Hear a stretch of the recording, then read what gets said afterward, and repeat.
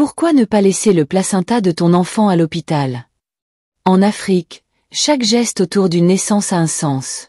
Chaque parole, chaque rituel, chaque coutume protège la vie du nouveau-né.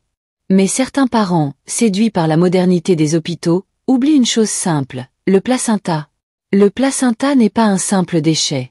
C'est le double invisible de l'enfant, son miroir spirituel.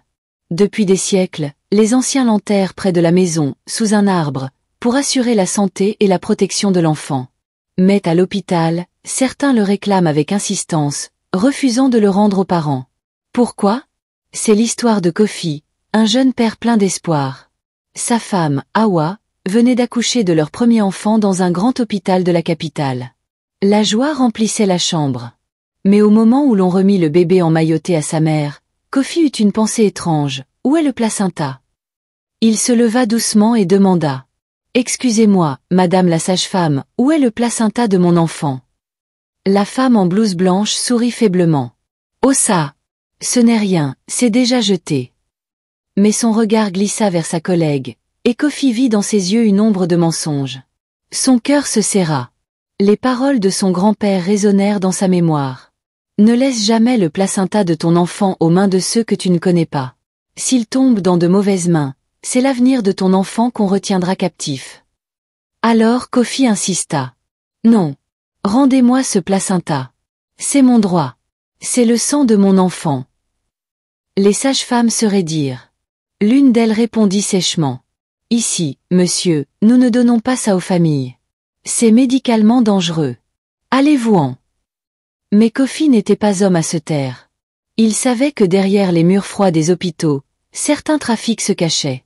On disait qu'ils vendaient les placentas à des laboratoires, parfois même à des marabouts obscurs qui en faisaient des rituels.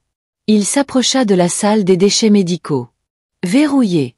À l'intérieur, il entendait des voix. Il colla son oreille. Celui-ci est bien conservé, on le met de côté. Un frisson glacial parcourut son dos. C'était bien vrai. Il gardait les placentas pour un commerce noir. Il se mit à crier. Vous ne garderez pas celui de mon enfant. Rendez-le-moi. Les infirmières tentèrent de le calmer, puis de l'expulser. Mais Kofi, déterminé, appela à l'aide. Les autres femmes qui avaient accouché se mirent à poser des questions elles aussi. L'hôpital s'agita, des murmures s'élevèrent. Alors c'est vrai? Ils gardent les placentas? Mais pourquoi? Acculés, les responsables appelèrent le médecin-chef. Celui-ci, sûr de son autorité, vint à lui. Monsieur Kofi, vous inventez des histoires. Le placenta n'a aucune valeur. Kofi le regarda droit dans les yeux et répondit avec une voix tremblante mais ferme. Alors si ça n'a aucune valeur, pourquoi refusez-vous de me le donner? C'est mon droit de père. C'est le prolongement de mon enfant. Rendez-le-moi. Le silence tomba. Dans le couloir, les femmes regardaient la scène, les larmes aux yeux. Certaines murmuraient des prières, d'autres serraient leur bébé contre leur poitrine. Après des heures de confrontation, sous la pression des familles, l'hôpital céda enfin. On remit à Kofi un petit seau scellé. Dedans, le placenta de son fils.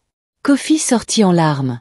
Sous un grand manguier derrière sa maison, il creusa la terre de ses mains nues et y enterra ce morceau de vie, versant des libations d'eau et murmurant.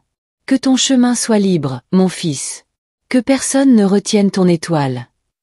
Ce soir-là, il regarda son enfant dormir paisiblement. Et il comprit que ce qu'il avait protégé, ce n'était pas seulement un placenta, mais l'avenir tout entier de sa lignée. Le placenta n'est pas un simple déchet. C'est une partie de l'enfant, chargée de symboles et de force vitale. En Afrique, le négliger ou le confier aveuglément, c'est risquer de livrer l'avenir de l'enfant aux mains de ceux qui n'ont pas de scrupules. Parents, soyez vigilants. Protégez ce qui appartient à vos enfants.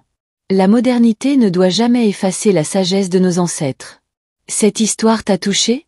Alors abonne-toi à Africa Story pour que nos mémoires ne meurent jamais. Chaque like, chaque commentaire, c'est une parole d'ancêtre qui revient à la vie.